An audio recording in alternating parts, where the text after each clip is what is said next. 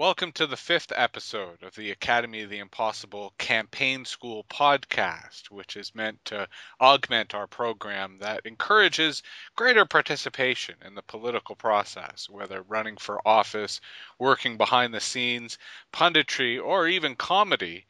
And I'm Jesse Hirsh, joined with Seb Fox Allen. And one of the interesting things of doing a podcast is sort of where you fall in the news cycle. That we don't currently do this live. There's usually about 48 hours between us having the conversation and me ending up uploading it to YouTube. So last week we recorded our conversation before Obama made his rather significant support of same-sex marriage. And, it was lucky we didn't touch upon the topic because obviously we would have been out of date. But nonetheless, it was so significant, and I think showed the way in which often, even though it's in the early days of the presidential election, there are big moments like this that sort of pierce through the mainstream media and captures everyone's attention. So I'm curious, Seb, if you saw this coming and sort of what you think the impact of this particular announcement will be. Well, the president's decision to come out in favor of same-sex marriage is remarkable for several reasons. First is just how gutsy a decision it really was, and not necessarily because it's a slam dunk frame for either his or Governor Romney's presidential campaigns. Most reporting is suggesting that the president had planned to announce his quote unquote evolution on the issue before the Democratic National Convention, anyways. My guess would have been that it would be the week following Independence Day. So, although this sort of hastily arranged ABC interview was likely not precisely the way he'd envisioned his endorsement, I think that most talk of his hand being forced because of Vice President Joe Biden's meet the press revelation, for lack of a better word, is a bit thin. Going forward, I think what's fascinating about the announcement is that the real implications for the presidential campaigns are not really about changing minds or changing votes, but instead about reinvigorating specific engagement blocks among both Democrats and Republicans that were in some level of hibernation. So on the right, we've already seen a media resurgence from the social conservative movement that propelled President George W. Bush to both of his terms. Yet, interestingly, little action from the actual Romney apparatus. Despite the fact that Romney was forced into endorsing a constitutional amendment to ban gay marriage nationwide during the primary, which is more severe on the other end than President Obama committed to, saying that he'd like to keep it as a states' right issue. I think it's unlikely that Romney's going to stump with that argument outside of very specific audiences. And frankly, the fact that the same-sex marriage issue is no longer calculated as red meat in a play for the Reagan Democrats that Romney seems to be targeting is somewhat fascinating in and of itself. On the Democratic side, President Obama's announcement may have, in a sense, repurposed his hope change narrative that propelled him to victory in 2008. And it's likely to be opening up funding and engagement channels that were previously on the sidelines.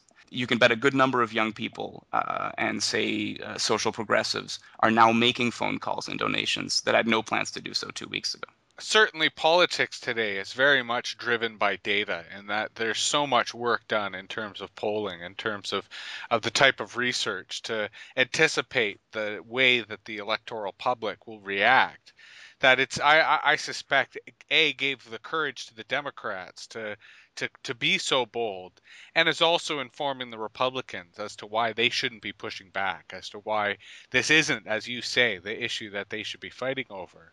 So to tie that back locally to Toronto, it certainly causes our own mayor, Rob Ford's actions into question in terms of their wisdom. That, Toronto, especially downtown Toronto, tends to be a fairly queer positive city. And certainly from a tourism perspective, gay pride ends up generating millions of dollars for the local economy.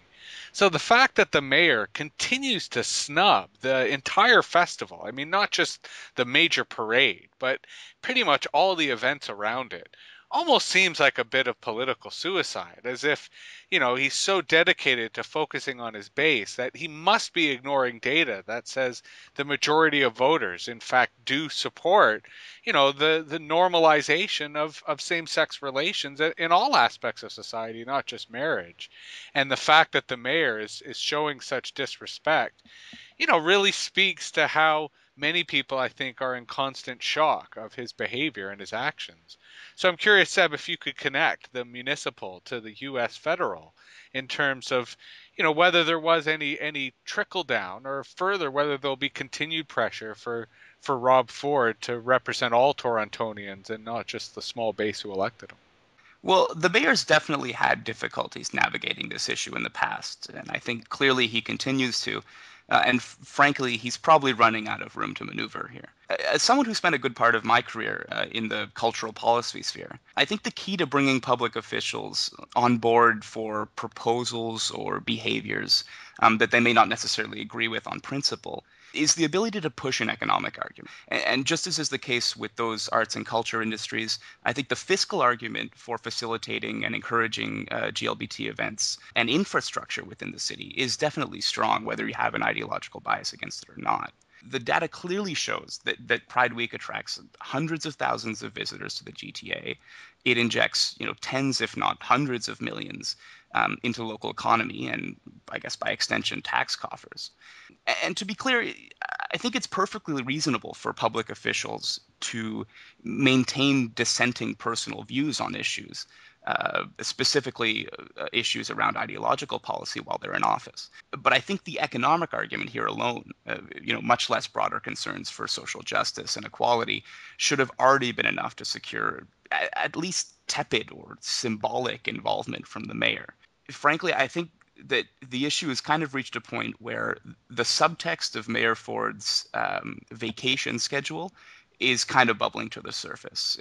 And it has to be dawning on him and his staff that, these attempts to publicly embarrass a major economic and cultural force in the city are hurting him politically, and not necessarily just with people who were never considering voting for him in the first place, but people who voted for him on economic policy and weren't necessarily interested in some of the ideological dogma that seems to be surfacing.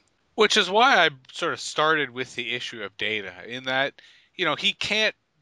There, there must be advisors. There must be polling data that sort of says certainly here in this city, the group who would support his current position just becomes more narrow, and even those who might not be so aggressive in terms of being in favor, say, of same-sex marriage, would, still recognize, as you say, the role that gay pride plays in Toronto as a cultural fabric.